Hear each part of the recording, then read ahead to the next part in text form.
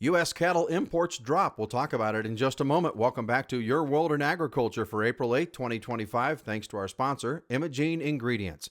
Tuesday's farm markets find corn up 4 cents, soybeans down 9 3/4, wheat finished 4 cents higher, cattle in the live cattle futures contracts mixed, feeder cattle mostly higher, meanwhile lean hogs finished mostly lower. USDA's latest data on cattle show imports and exports falling. We'll take a look at the cattle imports first off. For February 2025, down 59%, the green bar, from last year's same month of February.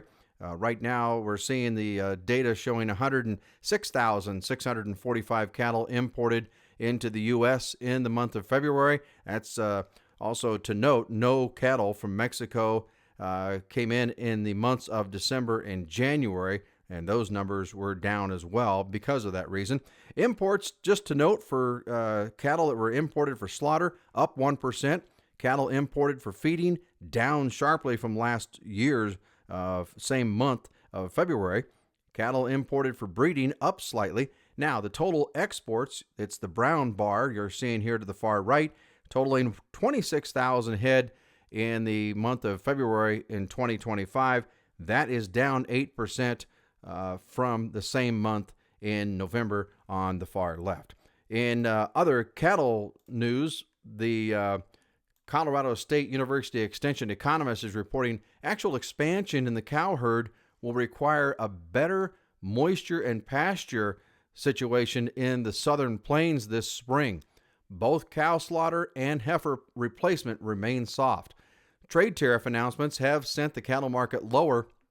Any correction isn't expected anytime soon, according to The Economist. Cattle producers with livestock risk protection are probably rather happy. Those producers, of course, buying those contracts many months ago. Still, though, tight supplies have not changed, and that's bullish for the cattle market. So what to watch going forward? Does the beef demand change, and with substance? Also, watch the weekly slaughter volumes and the boxed beef composite value, according to The Economist. It's these indicators that could be telling you what the market could do in the coming weeks.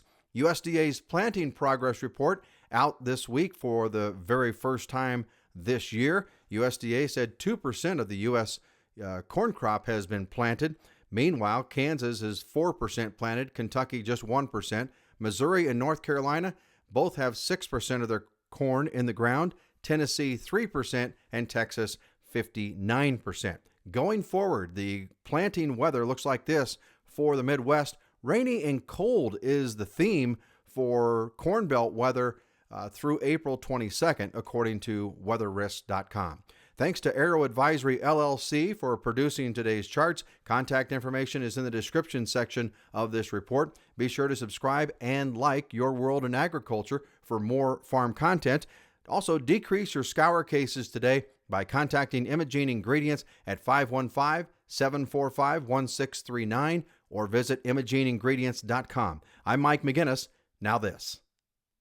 Return on investment with a product like Pharmatan is very good. Instead of having one product that does one thing, you have one product that does a multitude of different things. You can look at it from the standpoint of reducing scours. You can look at it from the standpoint of producing a better gut lining. So it isn't just a matter of we are solving one problem, but we're also enhancing health that reflects out